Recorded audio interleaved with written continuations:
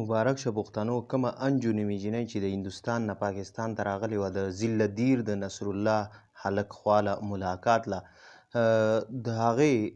د نصرالله سره چې کوم دی په عدالت کې نکاح وشو باقاعده طور باندې تفصیل در سره ټول په دې ویډیو کې شریکوم. د دی دوستانه چې کومه ده څه کلونه وړاندې په فیسبوک باندې شروع شوې وه، اخر په محبت کې بدل شوه او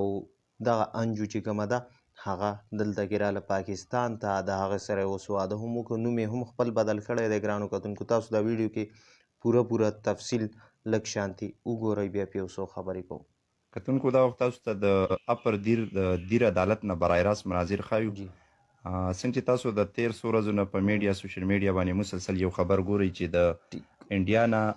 د یو جینۍ چې کوم ده هغه د بره دیر نصرالله نومي یو هلک سره د فیسبوک د دوستۍ وروستې بره دیر ته راغلې ده چې نن هغه باقاعده توګه باندې راله دیر عدالت ته او نصرالله د هغې سره و او هغې اسلام هم قبول کو. ملګرو تاسو دغه معلومات ټول وکتل په دې ویډیو کې لایو اپډیټ درته موږ درکړه د دیر د عدالت نه، کوم ځای کې چې انجو نومې دغه هندوستاني پیغله عدالت ته ورغلې وه او د نصرالله سره باقاعده چې کومه ده نکاح وشوه په عدالت کې، او دغه د دی د دوستانه چې کومه ده په فیسبوک باندې څه 2019 خواوشا نه شروع شوې ده او آخر په 2023 کې په دغه میاشت کې نن چې کومه ده د هغې هغه دوستانه په نکاح باندې بدل شوه او د دیر په عدالت کې چې کومه ده هغې باقاعده په لیګل طریقه باندې چې کومه ده نکاح وکړه او دغه شانتي دواړه د ازدواجي رشته کې چې کومه ده د یو بل سره منسلک شو. ګرانو کتونکو دغه انجو په حوالې سره چې کوم دی دغه اپډیټس دي چې انجو چې کومه ده د واګه بارډر په لاره باندې دلته کې راغلې وه، ښه په باقاعده طور باندې ډي پي او صاحب چې کومه دی په دې په حوالې سره هم پوره معلومات ورکړي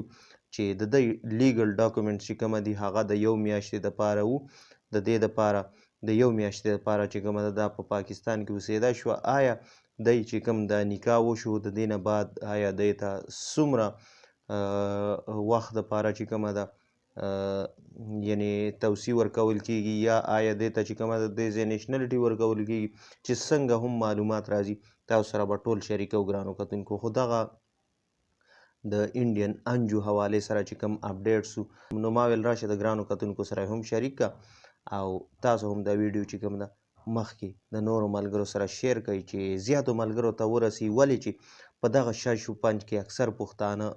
پراته وو چې آیا دغه انجو نومې جینۍ چې کومه ده دا به د نصرالله سره واده کول غواړي، هسې ملاقات له راغلې ده او که نه واپس به ځي یا دلته به څومره وخت وي او دغه شش و پنج کې ټول پښتانه وو. نو ما ویل راشه د پښتنو سره چې کوم دی دا ټول معلومات شریک کړم چې پوره تفصیل باندې پښتانه خبر شي. نو تاسو دا ویډیو لازمي مخکې شیر کړئ د ملګرو سره.